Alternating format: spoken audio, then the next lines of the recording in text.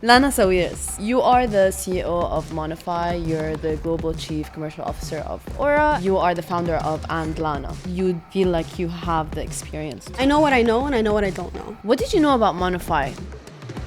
Were you scared? Terrified, of course. I think just the wrong people were trusted. Did it ever make you feel like the name was a burden? I never asked for a raise. I never cared about my title. I just shut up, did the job. I was doing such bitch work. The one that makes you cringe so much. As an intern, you'll f up. As a boss, you'll f up. As a founder, you'll f up. Just because I'm a young Gen Z doesn't mean you shouldn't listen to what I'm feeling about this, you know? It's okay, we've got this. What do you say to people that say you're a Nepo baby? Come on in. Love catch talks. Oh no, I'm so excited for this, you have no idea. I'm kind of nervous. I've been wanting to learn and know more about you for so long.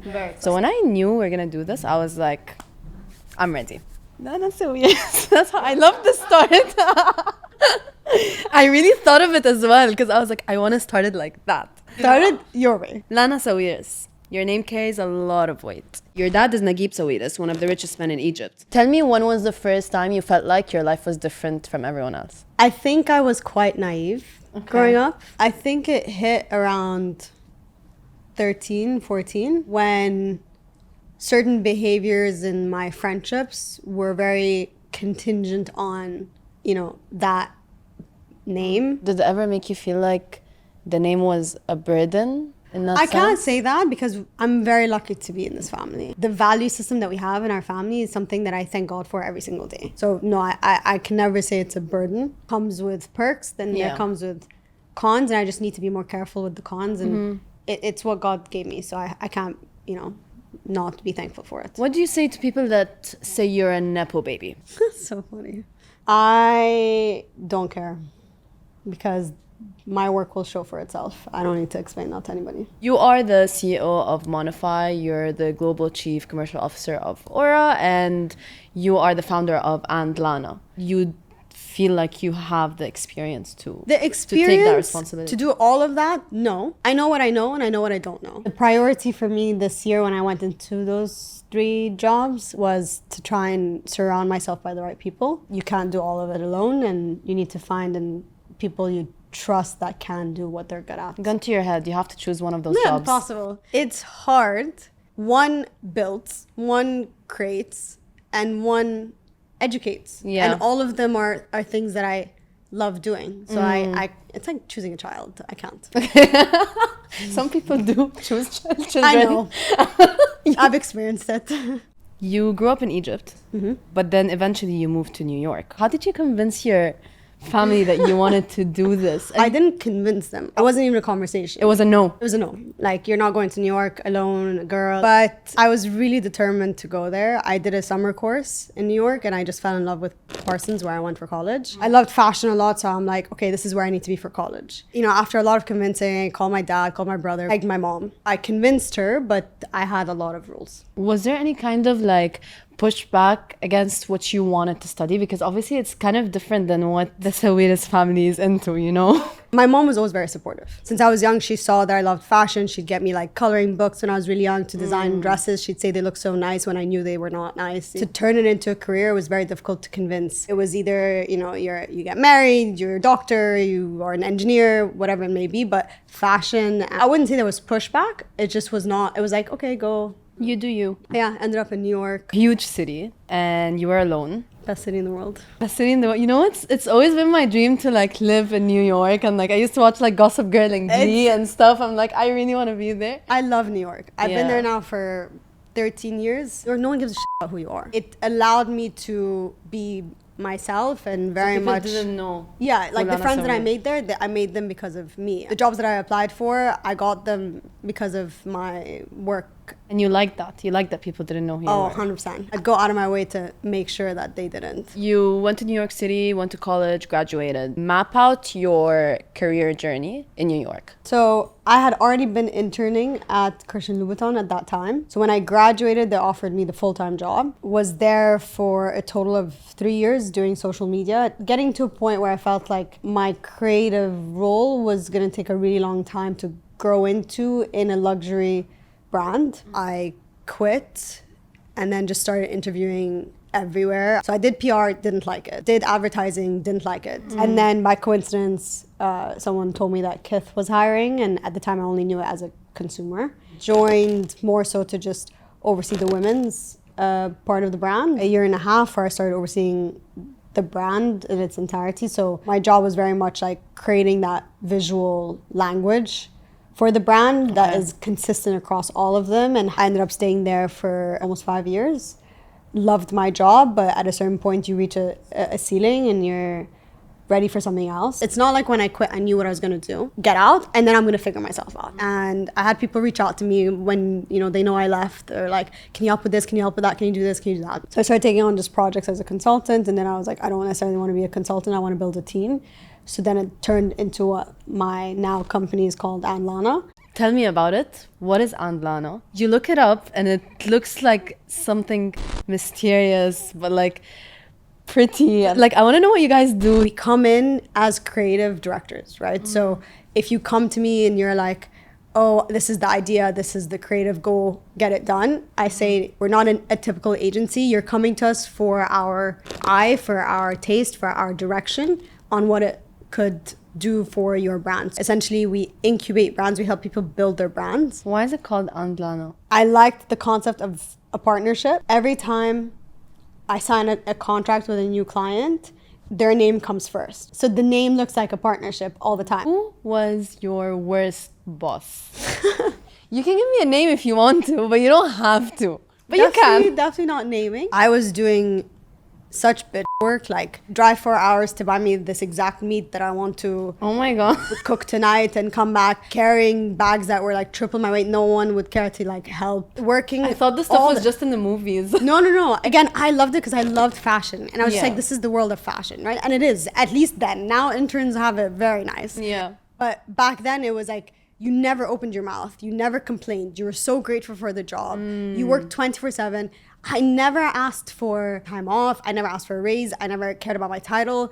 I just shut up, did the job. I wouldn't be able to even think that I can start a company if I didn't go through all of those different phases where I went from being an intern to having a team of 8-9 people, overseeing all production, all campaigns, all creative for such a big brand that was, you know, growing so quick. What was your worst work? Fuck it. If you tell me yours, I'll tell you mine. Oh, you tell me yours first. Shit, I don't have one. To name one is very difficult. The one that makes you cringe so much. Like, I can't believe I did that. As an intern, you'll fuck up. As a coworker, you'll fuck up. As a boss, you'll fuck up. As a founder, you'll fuck up. So the first mess up I did at Kith, I was so upset with myself. My boss, I remember, he was like, let's go on a walk. We'll go around the block. We went on a walk and he was like, okay, you fucked up, but you're gonna need to learn fast. Remember how you feel currently and try to not have that happen again. You've worked in a lot of male-dominated industries. How did that make you feel as a young woman? Okay. I feel like there are stories behind that smile. Even more determined. We're kind of looked at as more delicate or emotional. I love when someone says that, you know, you can't do this, or they like talk to you as if you're a little girl, or it just drives me even more nuts to want to prove that I can. I had to be a bitch at a certain time so that they can start respecting me. It pushed me to be tougher than maybe I wanted to be, and now I think I'm grateful that I had to build that thick skin. But I always thought about it in the sense of, okay, if I had a daughter, how would I want her to feel supported in terms of being in such a work environment, or that being kind of used against her, not to victimize us. Yeah. But when I started hiring at my company, I genuinely wanted it to be majority women. I think at the end of it just comes down to the person. What role does empathy play in all of this? Everyone's different, but I think if you have empathy, you're already ahead of most leaders. The biggest thing is everybody wants, that I truly believe in, is to be understood, right? So understood and heard. Having heard someone out or someone hears me out, that's all that mattered to me. That's so important, especially for young people starting out, because I do have like a lot of experiences where I would just be so frustrated. Like, just because I'm a young Gen Z doesn't mean you shouldn't listen to what I'm feeling about this, you know? Exactly. You did all of that in New York. Now you're in the desert. You're in Dubai. What did you know about MONIIFY before you landed in Dubai? Truthfully, not that much.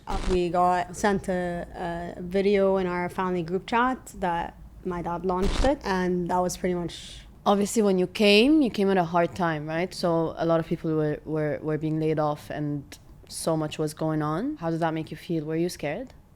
Terrified, of course, because I felt a lot of weight and responsibility. I felt responsibility for those who were laid off. I felt responsibility for those who were still here. I felt really sad for, I guess, idea that was around our reputation, my father's reputation. If anybody knew him, they would know he would never in a million years allow something like this to happen. I think just the wrong people were trusted. It's unfair that this happened to the ones who were laid off. It's unfair that this fear is now instilled in the people who stayed. And it's unfair to my father, who started this with the right intention. This all happened and I just came and I can't even fathom what everyone's feeling. I basically just had to tell myself, like, you need to figure this out for yourself, for those people who are laid off, for the people who are still there, and what would you want if you were them? And I just tried to handle it as best as I could, and that's why it was important for me to meet everyone and have a one-on-one with each person in the company and try my best to take care of the ones who are laid off, and at the same time also show that it really does not represent my father and anything he stands for. We've come such a long way since then. I think so. I want to know what Lana is most proud of when it comes to MONIIFY now. I think the most thing that I am proud of so far is, one, internally having now feeling like there is that stability, there is that warmth in a way and within the team, and now as MONIIFY also it reflects it in the work. I cared very much about the quality and about allowing people to also trust the platform, right? Yeah. So anything that was coming out of us needed to be entertaining, approachable, educational. Like, I'm genuinely learning something new from Do you the feel platform. like we're doing that? 100%. Yeah? Yeah. I feel so too. It's 2027.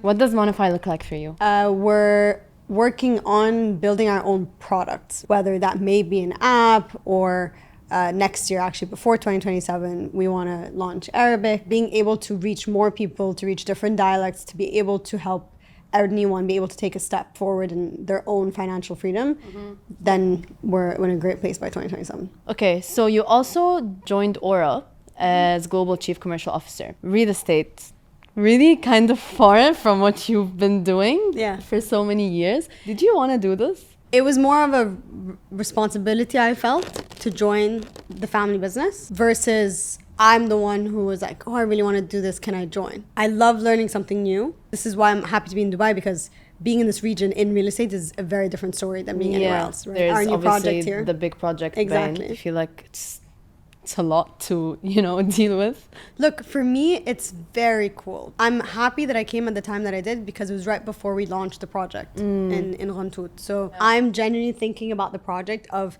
this is where myself or anybody, in our generation will be living in the next 10, 15 years. So very much prioritizing genuinely building a community versus a bunch of buildings, very corporate, selling it off, we're done. Like, we build it and we operate it and we manage it. It's super cool. What would 20-year-old Lana tell Lana today? Look, it took me a long time to say this to myself, but I think she would be very proud.